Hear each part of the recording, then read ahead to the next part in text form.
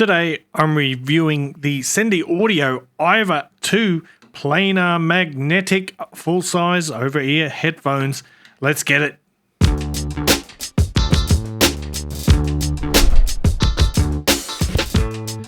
What's cracking, audio fans? It's David here from Prime Audio Reviews, and just look at the beauty on display here. The Sendy Aiva 2. These are coming in at a price of $569 US, and pretty, aren't they? Very classy looking. They have a bit of a heft to them. They're about 420 grams in weight. These ear cups are made from zebrawood, and the whole headphones are made of metal, apart from those wooden ear cups. So there's no plasticky bits. They feel really solid in the hand. There's no creaky noises when you move about. These ear cups do swivel a bit and they pivot as well. And in addition to that, we've got these lovely plush ear pads, fenestrated ear pads with a sort of velvet or velour front on them. So they're nice and cool, and they are super cushy, very, very squishy and nice on your face, on your head. And then there is the leather headband, of course, which is adjustable via these sliders on the side here. And overall, the build quality is just fantastic. And on top of that, they are super comfortable to wear, even for very long listening sessions. Then the connectors here are standard 3.5mm, so you can swap out the cable easily if you so desire, but I don't know why anyone would want to do that, because the stock cable is just beautiful. By the way, this pattern here on the side is supposedly inspired by mermaid scales, quite unique looking, and that is carried over onto the termination and the connectors of the cable. Nice little attention to detail there, but this is a beautiful cable. It's a 6N single crystal copper cable. It handles beautifully, and I think it looks fantastic, and I like the little wooden Y splitter and chin slider there. Really nice design overall. Matches perfectly with the headphones. By the way, the headphones come with a carrying case. I know it looks a bit like a butt, but it is it's a really nice case, very high quality. It is quite rigid, so it does offer a fair amount of protection for your headphones. And in addition to that, there's also an adapter, because I didn't mention the termination on the cable is a 4.4mm balanced plug, and there is an adapter if you want to use it single-ended with a 3.5mm source. But let's pull the headphones back in and get into how these sound. Now, before I say anything about that, I will mention that these are easy to drive. You don't need a powerful source. However, planar drivers, they do benefit from having that power on tap. So if you do, obviously, I think if you're spending this kind of money, over $500 on a mid-tier priced headphone, you probably already got yourself a pretty decent audio source. At the very, very minimum, a reasonably powerful dongle DAC or a desktop amplifier. And for the sound, we're looking at a fairly balanced sound signature. It's got an overall somewhat warm tonality. It's a really kind of easygoing headphone in terms of presentation.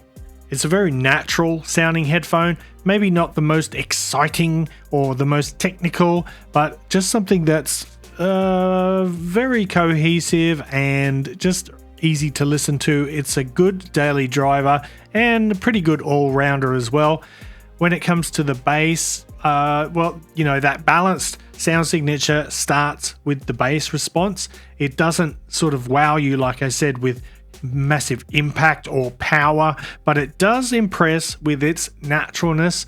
And while the bass isn't boosted, it's definitely not a bass head headphone. It is boosted a little bit. There's definitely some added warmth there, but it's not a bass head IM. The bass isn't attenuated either. It's not analytical and cold in the lows.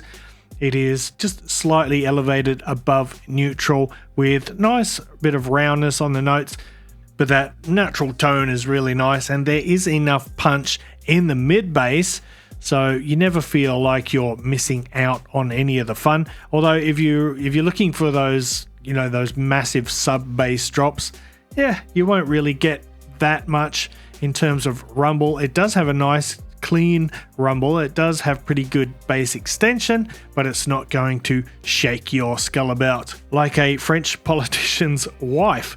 Sure, this bass is a little bit warm, a little bit softened. It's not the most defined, but what it does, it creates a perfect complement for the rest of the tuning, that being the mid-range and the treble. It sort of anchors the presentation with a nice grounded and organic feel.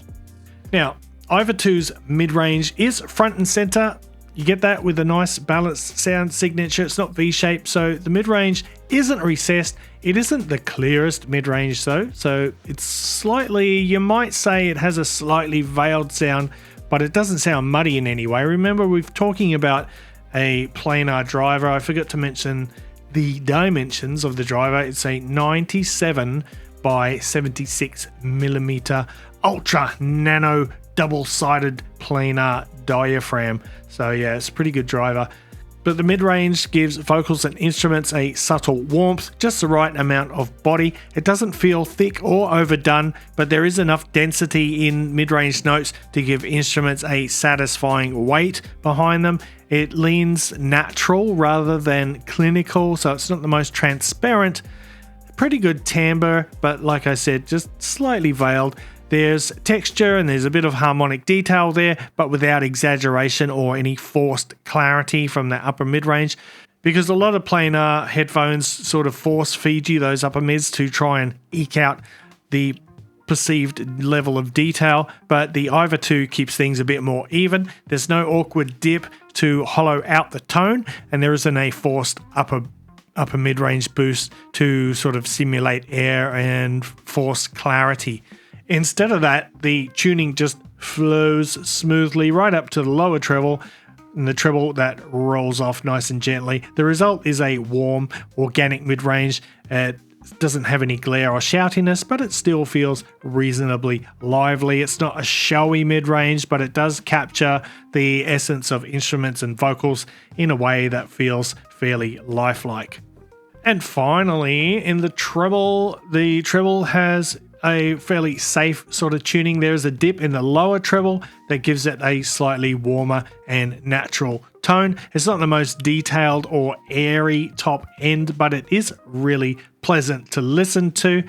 Cymbals come through with a nice shimmer. There's a nice satisfying snap to snare drums. Nothing sharp or harsh, just clean and smooth.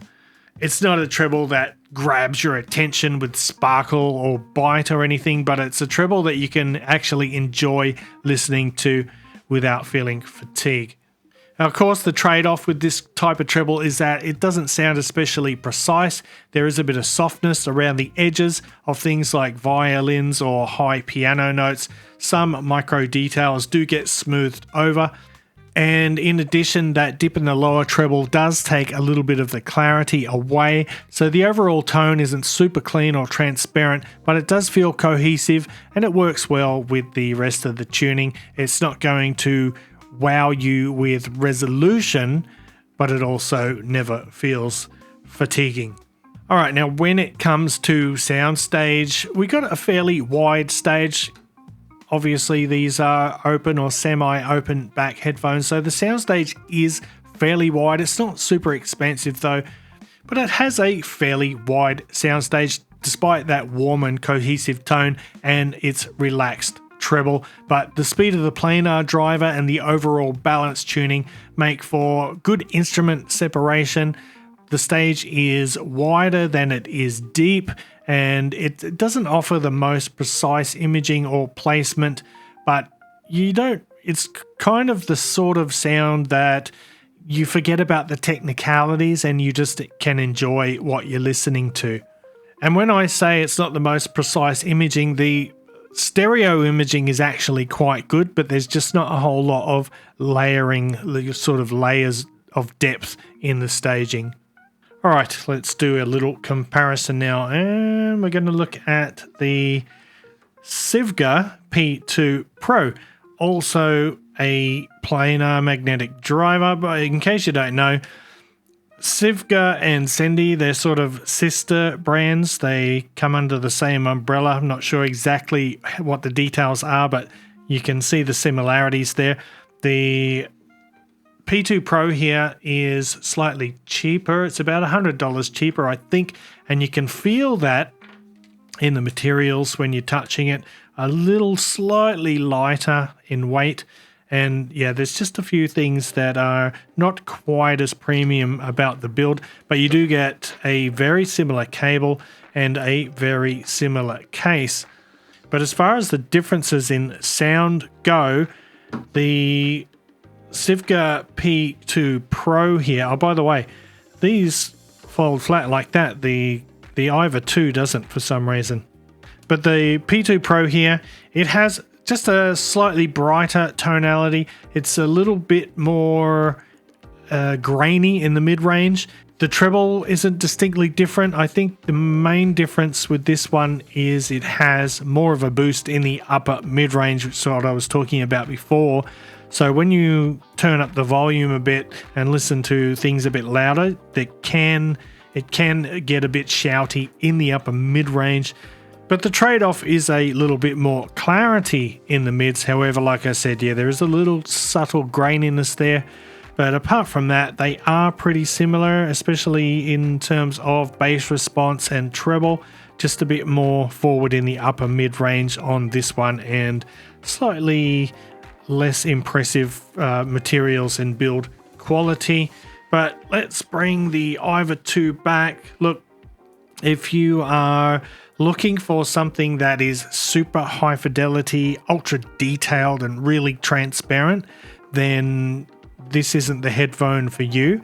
However, if you're looking for something as a daily driver, something that you can just enjoy movies, music, whatever, with a nice natural tone, a little bit of warmth in there, nothing too out of the ordinary, nothing extraordinary, but just sort of a jack of all trades, then the Sendy Audio Aiva 2 is definitely worth checking out. Having said that, I'm going to wrap it up there. Thanks for watching the video. If you liked it, give it a thumbs up, Pa Family Audiophile style. And if you're new here, hit that subscribe button before you go. And until next time, I'll see you later.